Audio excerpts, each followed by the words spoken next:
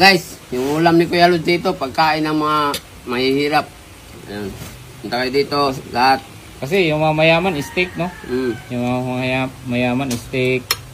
Tapos, di ba, may mga salad na mga dahon-dahon. Na litos.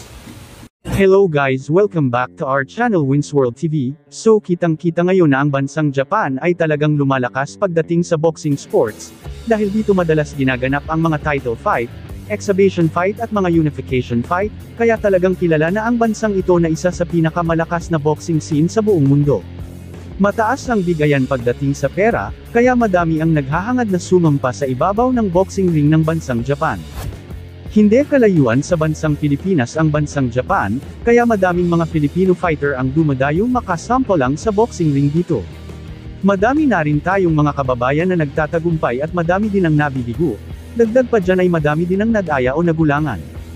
Dagdag pa dyan ay lalong nagpasikat pa sa bansang Japan ay ang pagkuha nila ng mga sikat at malalakas na boksingero, para i-promote ang kanilang bansa at lalong makilala saan man panig ng mundo.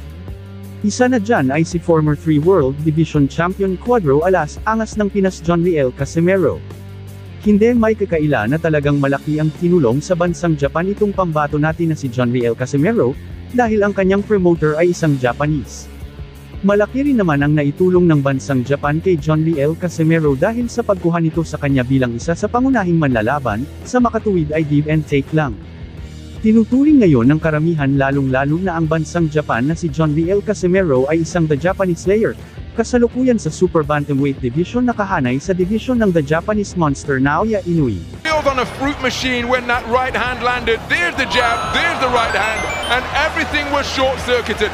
Ang tinaguriang Pantera Luis Neri ng bansang Mexico na may kartadang 36 wins, 28 knockouts at may 2 talo. Merong knockout rate na 77.78% at may edad na 30 years old. Isa rin siyang former WBC World Bantamweight Champion, at former WBC Super Bantamweight Champion. August 25, 2017 nakalaban ni Luis Neri ang kampyon na si Shinsuke Yamanaka, para sa WBC Bantamweight title fight. Natalo ni Luis Neri si Yamanaka sa loob ng 2 rounds.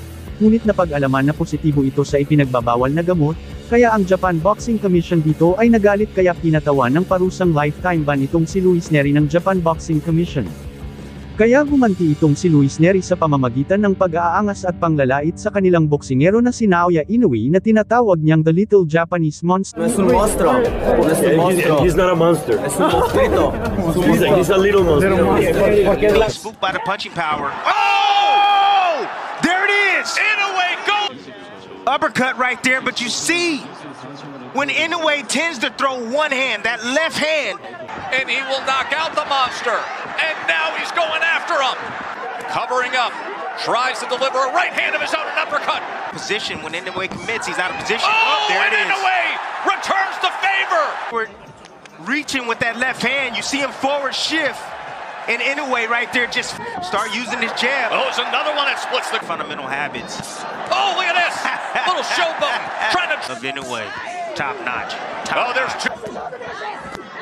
Like that. There it is. There's the risk with no reward.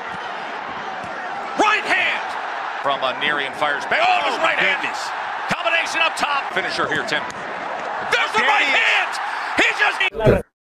Kung pag-uusapan lang naman ang angas ay dito nakilala si Cuadro Alas John Riel Casimero, dahil talagang malakas sa trash talk at lalong-lalo na malakas itong si John Riel Casimero sa ibabaw ng boxing ring. Ginimbal ni John Riel Casimero itong si Kenya Yamashita, kasunod nun ay dapat sanang laban at natultukan na sana ang laban Casimero versus Naoya Inoue, ngunit dahil sa pandemya ay hindi ito natuloy, mapasa hanggang ngayon ay hindi peren ito natutuloy, ngunit madami peren ang may gusto na maganap na ang labanan Naoya Inoue versus John Riel Casimero. Kasunod niyang ginimbal ay si Rye Akaho, na kung saan ito ay umayaw sa kanilang laban, dahil ikaw ba naman hatawin ng malaking maso ay talagang mapapaayaw ka na lang. Sa laban Rye Akaho versus John Riel Casimero ay talagang nakilala ng bansang Japan kung gaano kalakas itong si John Riel Casimero. At dahil si John Riel Casimero at Luis Neri ay parehong maangas at matapang at pinag-uusapan ng bansang Japan na sila ay paglabanan sa ibabaw ng boxing ring, ayon naman sa mga Casimero fans ay basic lang si Luis Neri dito sa tinaguriang Cuadro Alas angas ng Pinas John Riel Casimero. Marahil na idagdag ng Treasure Boxing Promotion si Luis Neri sa kanilang kontrata na itapat kay Cuadro alas John Riel Casimero. Parehas na veterano pagdating sa boxing ring, parehas malakas at maangas, sino kaya ang mananatiling nakatayo at hirangin na panalo, so abangan na lang natin ang susunod na kabanata. Just comment down below. Thank you for watching. Salamat sa inyong panunood. This is Winsworld TV, saying peace, love and good vibes lang tayo lagi. Okay, alright.